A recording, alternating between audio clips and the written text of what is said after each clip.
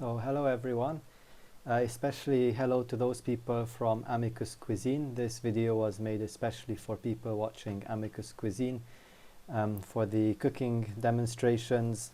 Now because of coronavirus we're staying home and we're not able to meet, and so we're doing this kind of theoretical part online in order to still be able to learn, still be able to grow, but to also stay safe. So the topic that I've prepared for you is on whole foods versus refined foods. My name is Dr. Konrád Szallós-Farkas. I'm an internal medicine resident. I'm also a dietitian. I studied dietetics before I became a doctor. And I'm also a personal coach. So I like to help people develop and I like to help people change their lifestyle. Nutrition is one of my passions. I love talking about it and I love teaching people on what they can do in order to improve their health and in order to, especially to prevent health problems later on. So I'm sure you've all heard about whole foods. The whole foods plant-based diet is a diet that's come to be better known in the last few years. And I'm sure many of you have heard about refined foods, but the question is, does it really matter? Does it really matter if you're having whole foods or refined foods? And I hope that in this short presentation you'll get some data that will help you to start to make a decision on whether it really matters or not. Now obviously in the few minutes I have available I won't be able to cover a huge amount of information, but it might be enough for you to already become more interested and maybe read more about the topic. So let's get going then. Let's get some definitions down. First of all, we'd probably like to know what we would define as whole foods. So what are these whole foods? And what you see in the image on the right, those are actually whole foods. So you see chickpeas, you see oats, you see buckwheat. These whole foods are basically foods that have been processed or refined as little as possible and which are eaten in their natural state. And the ones on the right are some examples. Some more examples would be things like brown rice or flour made of whole meals, so whole grains, and obviously anything made from that flour, like for example brown bread. And this is a definition from dictionary.com. So if we have a definition of whole foods, which is basically foods which are in their natural state, which have been processed or refined as little as possible, then it's obvious already what refined or processed foods would be. But let's define them anyway. And I liked the definition I found in an article in the India Times. It's really well put together. It says, refined foods are highly processed foods that have been stripped of their original nutrient content and fiber. Refined white flour, white pasta, and white sugar are just some examples. And now I would maybe say not necessarily highly processed. Not all refined or processed foods are highly processed, as this article said, but definitely processed foods are often refined foods. And then you see the list at the end of that definition, things like white flour, and then anything made from white flour like white bread, and then white pasta, spaghetti, sugar, white sugar, brown sugar is also a refined food actually. And even things like oil, because oil is not something you would naturally find in that state. You take olives, for example, you press them and the oil comes out, but the oil wouldn't naturally be available in that way. It's the same with, avocados and sunflowers and soy. We press the oil out of them, and that oil is already a refined food. Now, I'd like to focus on two things which we find in the definition here. It's nutrient content and fiber. So refined foods are foods that have been stripped of, which means they've had their nutrient content and fiber removed, at least some of it, if not all of it. So we need to define and understand what the nutrient content and fiber is referring to. So let's take a look at that now. What is nutrient content and fiber? To understand nutrient content, we have to understand a few basics of nutrition. In nutrition, we talk about macronutrients and micronutrients. Macronutrients are things, well, there's three of them, and they would be your carbohydrates, your proteins, and your lipids. So we call them macronutrients because these are nutrients that we need a lot of. Macro means big. So these are the ones we need a lot of, we need bigger amounts of. Then we have our micronutrients. These are nutrients that we need in much smaller amounts, and they would be vitamins, minerals, and I would also add another class of micronutrients. Maybe some people wouldn't define these as micronutrients. I like to define them as micronutrients because they belong in this category, and they're basically an emerging group of chemicals which seems to have a very important role in human health, but which can't be classified as either vitamins or minerals. And they would be your phytochemicals. Phyto means plant, and chemicals is obvious. So these are basically chemical substances which can be found in plants but can't be classified as either vitamins or minerals, yet they have biologic activity in our body. Now, the macronutrients are nutrients that provide the body with energy. So this is where we get our calories from.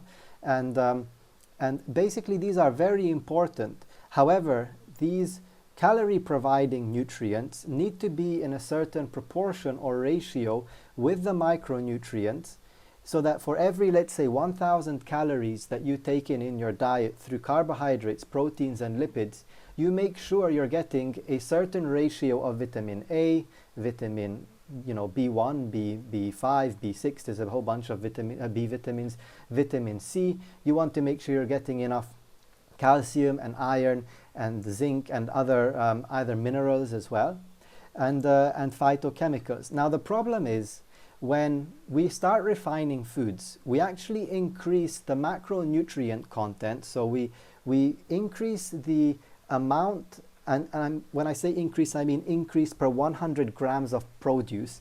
We increase the amount of these energy providing macronutrients while we reduce the amount of micronutrients. So very often in the refining process, we remove or we affect the quantity of these micronutrients. So basically we become more energy dense, while at the same time we become more micronutrient poor. And that's the reason why you can basically find people nowadays who have I would call it a special kind of malnutrition. It's basically hypercaloric malnutrition. It's not the kind of malnutrition that you would see in a patient who is very, very slim, I wouldn't say slim, that's not the right word, very, very thin and wasted away because they've used up so much of their bodily stores, like they have no fat tissue and little muscle tissue. So it's somebody who's really malnourished. That's a typical picture. But with hypercaloric malnutrition, you're basically getting people who are overweight or obese, so they don't really look slim, while at the same time, if you were to take blood samples, you'd realize that these people have certain nutrient deficiencies. And the reason is because they're getting loads of the energy, so loads of calories from food, but that amount of calories isn't coming with a certain ratio of vitamins, minerals, and phytochemicals that their body is needing. And this basically happens for a few reasons, and one of them is food refining. And by refining here, we may mean removing certain components of the ingredients, or we may mean adding components which have already been refined, like for example adding sugar and oil to food. If you add oil, which is a lipid, so it's a macronutrient, then you will increase the macronutrient content per 100 grams, which means that the ratio or the percentage of micronutrients in that 100 grams is now less. Because obviously, for example, if I had some food that had 25 grams of lipids, and now I add oil, now I'm going to have to recalculate everything because I've added oil. Per 100 grams, there's no longer 25 grams of lipids, there might now be 35 grams of lipids, which means that percentage-wise now my micronutrient content is lower. And this is important because the volume of our stomach doesn't change. So if you're able to eat, let's say, 700 milliliters of food at one meal, at one sitting, and now you're adding lots of sugar and lipids and refined carbohydrates, so white flour-based products to your food, the problem is that per 100 grams of your food now, you're getting more energy while pushing the amount of micronutrients in your diet to a smaller amount. And the picture on the right there is actually a good example of a food which would have a higher calorie content because of processing. So you see the bun, you see the bread that the burger is in, and that bread is white bread. So we have already refined the flour, we have a refined food there. Beside it, you also see chips. Now, if those chips in the UK, fries in some other countries is what they call them. I used to live in the UK, so for me it's chips. Now, if you have a look at those chips, if they've been fried in oil, then the potatoes have actually soaked up a lot of the oil, which means it's increased its lipid content.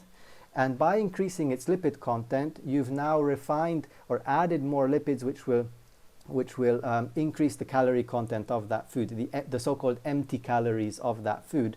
And obviously, these empty calories and these things which refine the food, these processes, will increase your energy, as I said, and you're not going to be getting enough vitamins and minerals and phytochemicals. Now, I'd like to focus on fiber for a second. And to do so, we actually have to speak a little bit specifically about carbohydrates. So what is fiber? That's the question. Basically, fiber is an indigestible carbohydrate needed for a healthy gut. There are different kinds of fiber. There isn't only one kind. There are ones which are in certain plant parts, others which are in different plant parts. Now, fiber is only produced by plants. Okay, you can't get fiber from any animal-based products. So you can't get it in meat, you can't get it in fish, in eggs, in milk, and any other dairy products. If you want to think fiber, you have to think plants. Now, very often among the first things which are removed when we process plants, when we refine plants, is the fiber. For example, when we juice fruits, very often we will throw the pulp away. Well, the pulp contains the fiber. So what we're left with is now a refined food. And unfortunately, if you actually have a look at the effects of even 100% fruit juices, the effects on blood sugar levels, they are not the same as eating an actual fruit. And the reason is because the fiber is gone and the sugar in the fruit has now become a lot more accessible, can be absorbed a lot faster. And this is something which obviously can be a problem. Because, like, for example, I mean, for all of us, but for example, in the case of diabetics, you don't want that sugar to be extremely quickly available. So what does this fiber do for our health? First of all, fiber is very important in regulating intestinal transit. So a fiber poor diet is the most common cause of constipation in Western countries.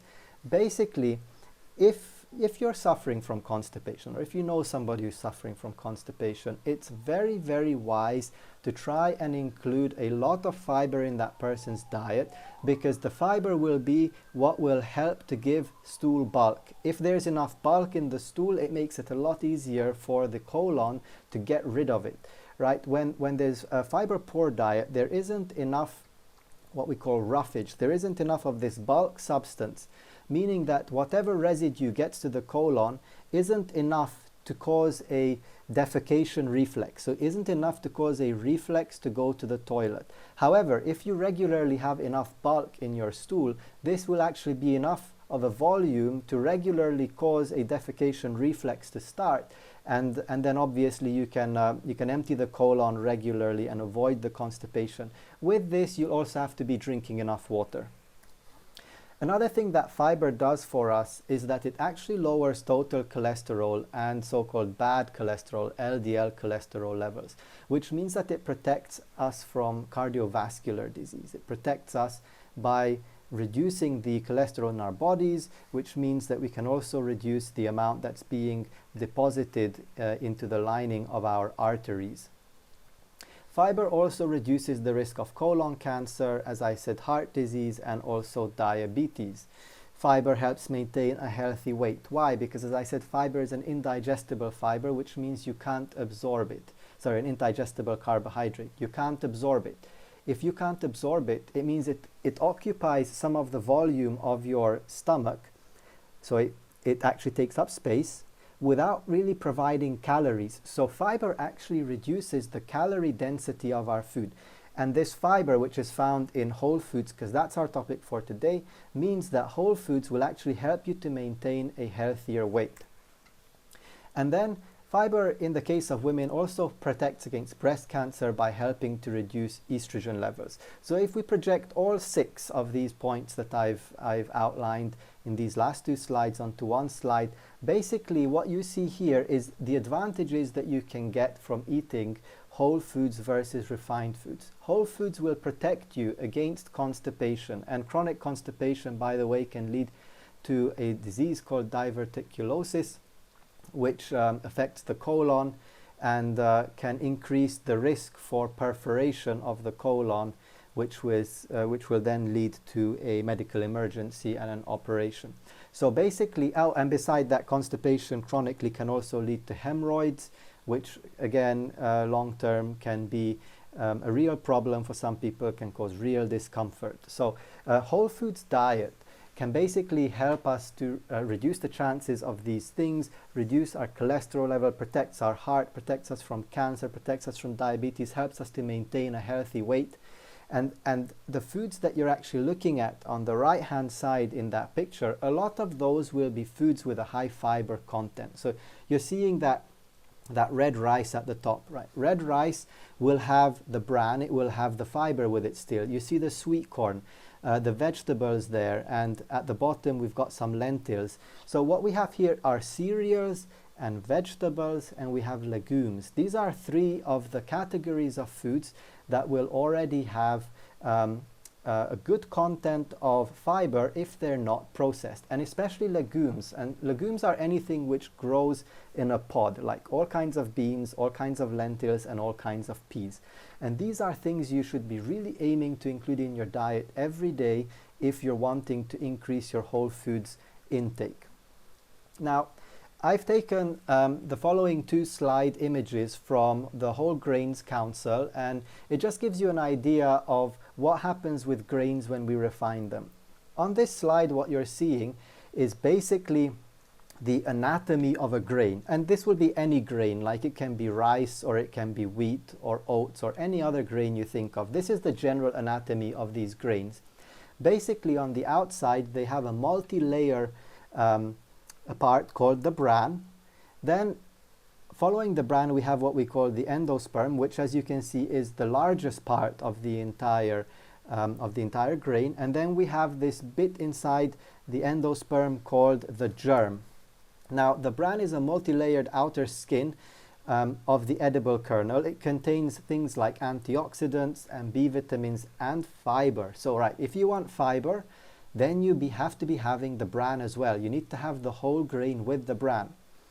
The endosperm is the food basically for the germ. So it's stored energy for the germ, and it's there so that the young plant, once it starts growing, can send roots down for water and nutrients, and send sprouts up for sunlight photosynthesizing power. So it's stored energy. It's a small reservoir, like in your car you have a reservoir of fuel, which helps the little seed, the grain, to get going in life, to make roots, to sprout out, to start making leaves, so that it can start generating its own energy through photosynthesis.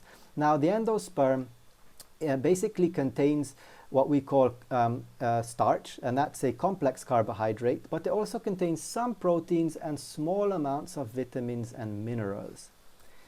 And then we have the germ, which is the embryo, so that has the DNA, that has the instructions for growing the plant, and it also contains B vitamins, some proteins, minerals, and healthy fats. Now, the germ and the bran is actually rich not only in antioxidants and vitamins and fiber, but and also some of these healthy fats like omega-6 and omega-3. Now, the problem is that when we refine grains, and I'm going to focus specifically on wheat here, because we eat lots of wheat in many countries in Europe and in the States as well. So we eat white flour and white flour products. When we take the grain and we grind it and we mill it and then we sieve it to make white flour, what we're left with is basically mostly the starch from the endosperm. We get rid of the bran, we get rid of the germ. We're left with the starch and some proteins, like gluten is a protein, and small amounts of vitamins and minerals from the endosperm. But most of the nutrient content of this now refined food called white flour is gone. Had we kept the germ and the bran as well, the actual value of that food would have been much higher. And I'd like you to see what actually happens when we refine wheat. So what you're going to see here is basically three kinds of wheat flour. The green bars will be whole wheat flour, the red bars will be refined wheat flour, so that'll be your white flour already. And then the yellow will be what we call enriched flour, which is white flour to which certain things have been added as part of the processing, the industrial process. So basically with vitamin E, for example, 100% whole wheat flour will have 100% of the vitamin E available, while refined white flour will only have about 8% of vitamin E. Vitamin B6 refined flour will only have about 11%. Magnesium only about 16% compared to whole wheat flour. Vitamin B1, a white flour will contain only about a quarter of the B1 levels. However, a lot of white flour can be enriched, and this depends on the countries. These statistics are probably for America and not valid for every country. You'd have to find out if the flour you're buying is being enriched or not, or maybe check the ingredients, and if the ingredients doesn't say, you can get in touch with the company and try and find out. So basically, whole wheat flour has a lot more vitamin B1 compared to simple refined white flour. Then we have vitamin B2, riboflavin. Riboflavin is about the same as thiamine, so vitamin B1. It's about a quarter of what's in whole wheat flour. It does go through an enriching process, which makes it go up to about 300%. But obviously, if you're not getting this enriched flour, then the problem is that you're not going to be getting that 300%. Then we have vitamin B3, again 25% of the original whole wheat content. The fiber also down to a quarter, so white flour products are a lot fiber poorer compared to whole wheat products. Our potassium is down to about a third of the original level. Iron also about a third. I'd like to stop here for a second. Many people, especially in the female population, suffer with iron problems because of their monthly cycle. And so just looking at what you see here, if you're just having simple white flour, not the enriched one that has increased iron content, it's actually much better to get whole wheat flour because the iron content is higher, right?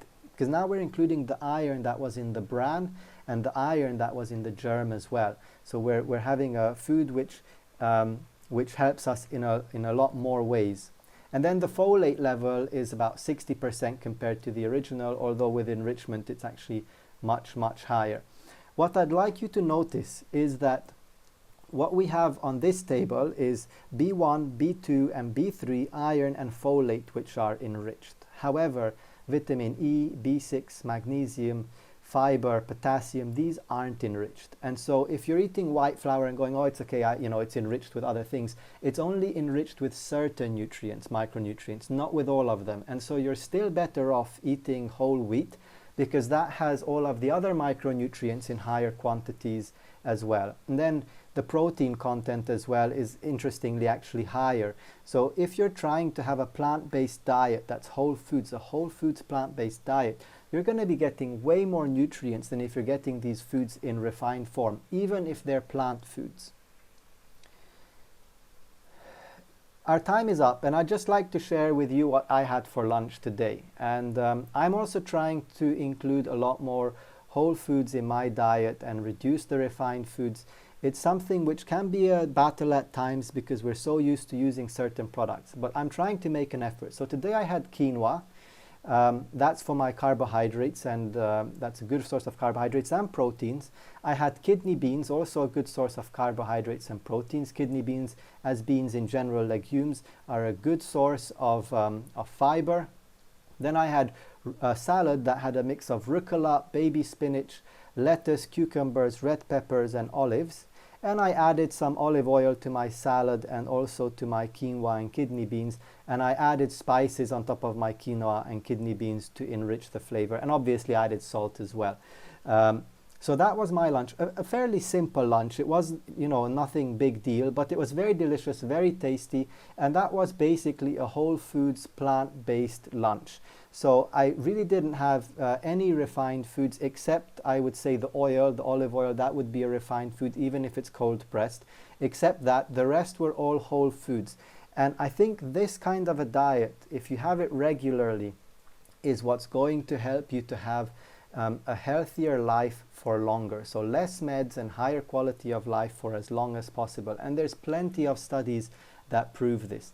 If you'd like to get more information, I really recommend a book called How Not to Die. It's available in a number of different languages.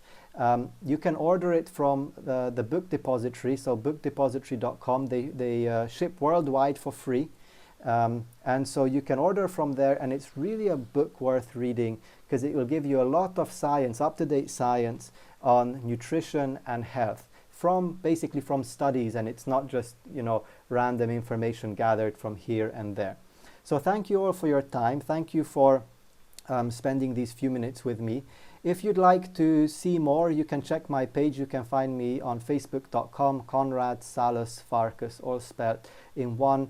You know, I post sometimes on there some studies or other material. So, and if you have any questions, you can write to me on my Facebook page. Thank you very much, guys. I wish you all really good health and really good decisions. All the best. Take care, everyone. Bye.